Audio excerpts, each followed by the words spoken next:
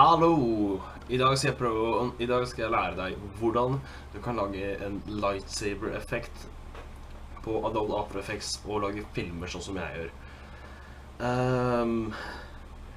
Jeg skal ikke si at jeg ikke har, for å si sånn, Adobe After Effects er et veldig dyrt program. Jeg anbefaler å kjøpe det. Jeg skal kjøpe det etter hvert når jeg får penger til det, men du kan alltid prøve prøveversjonen. Ja.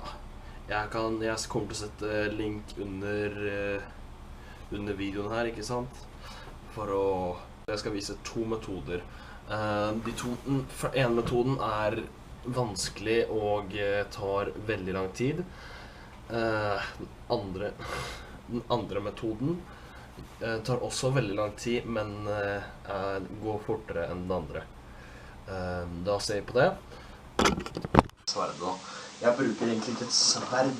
Jeg bruker bare en vanlig stokk som pleier å stå i veier.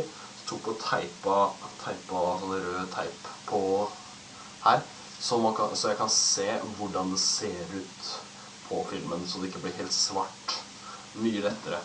Nå skal jeg vise det da. Sånn her kommer det til å se ut.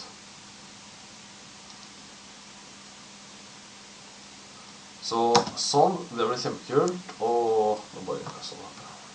Sånn. Da er den bare helt svart. Det første du skal gjøre er selvfølgelig sette inn videoen, din egen video, inn i bildet. Sånn. Ups, det der vil du ikke ha med.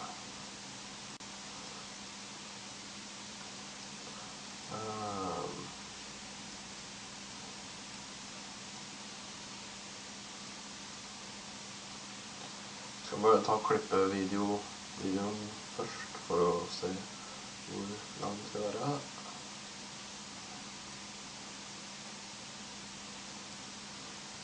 Som ofte står det alltid best å starte der du skal ha den. For eksempel der da.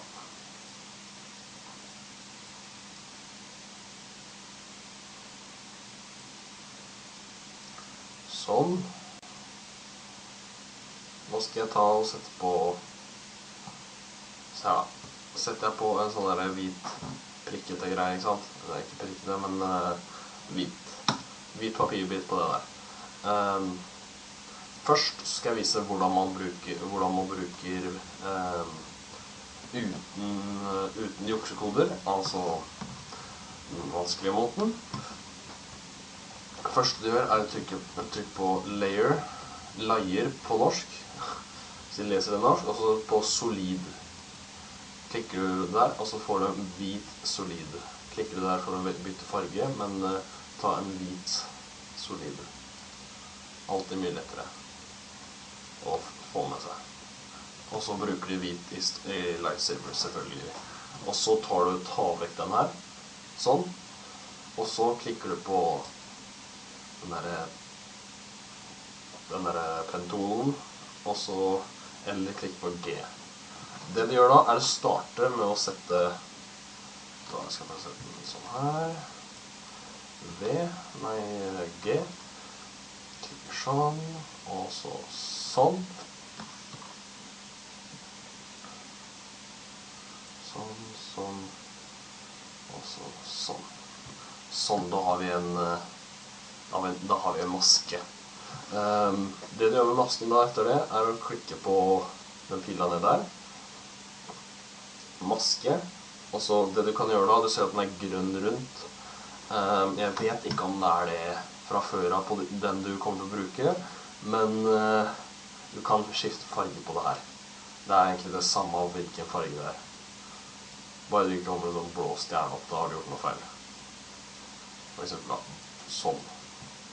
Da blir den blå, men jeg liker å ha den grønn.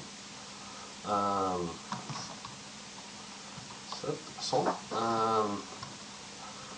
Sånn, og så klikker du på den grønne der, for å få det riktig. Så etter det klikker du på mask, path. Sånn. For å starte det. Og så etter det så må du selvfølgelig gjøre sånn her. Og så sånn. Det som er greia nå, hvis du klikker på selve maska, så kommer den ikke til å gli sånn. Det du må gjøre er bare klikke på selve den der det står white solid. Bare den, og så begynner vi da, og så gjør vi sånn her. Sånn.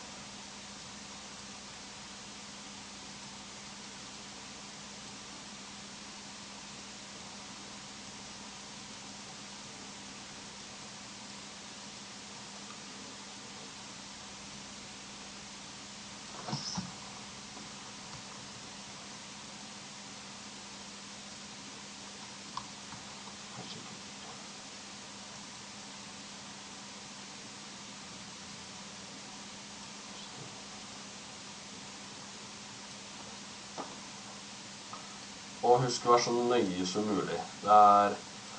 Ellers så blir det skikkelig dårlig. Jeg har gjort det tidligere, og da ble det ganske dårlig. Så bare fortsetter vi fremover. Nå bare hopper jeg over en del. Sånn som det her. Så kan jeg liksom bare sette det der. Sånn.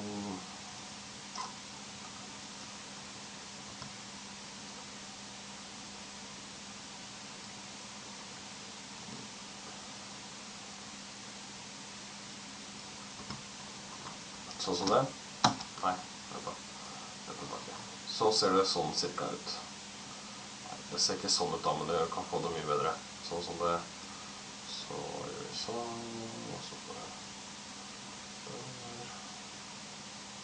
Sånn.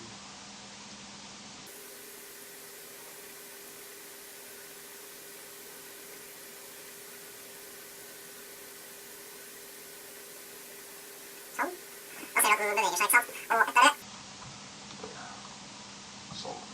Jeg har jo allerede det her. Det ser jo ekstremt rart ut og kult ut samtidig. Jeg har ikke fått gjort hele enda. Men jeg kommer til å gjøre det etter hvert. Ikke nå på film, fordi det kommer til å ta ekstremt lang tid.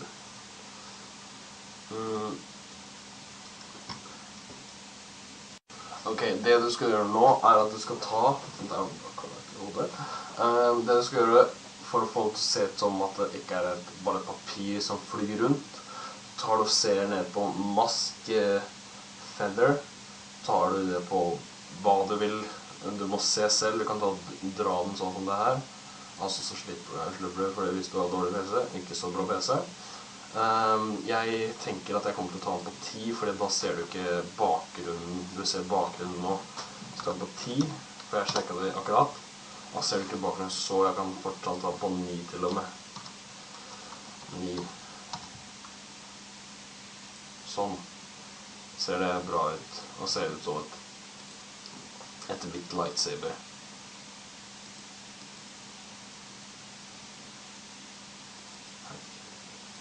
Sånn. Sånn, da ser det mye bedre ut. Ekstremt mye bedre ut. Men vi skal få den til å se perfekt ut. Så etter det så ok, etter det du gjør nå da, er at du tar og søker her borte i hva heter det, FX og presets etter Valebranse der, og så tar du og setter det på siden her. Og så etter det så tar du og skriver HUE, så tar du den der og bare drar den over på siden der. Skjønner? Ok, det du gjør nå som du har det her, er det å ta først og fremst og sette det her til 100. Jeg er ikke sikker på hvorfor, men det er for å få lightsaber til å se mye kulere ut.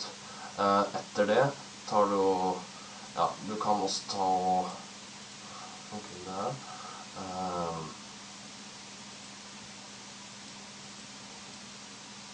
Klikk på den selvfølgelig da.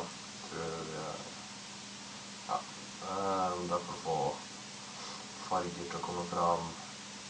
Reds, tror jeg det var. Ja, reds. Så tar du og setter den her bare litt sånn, putler litt, koser den litt bare, for å få det til å se kult ut. Sånn da. Sånn.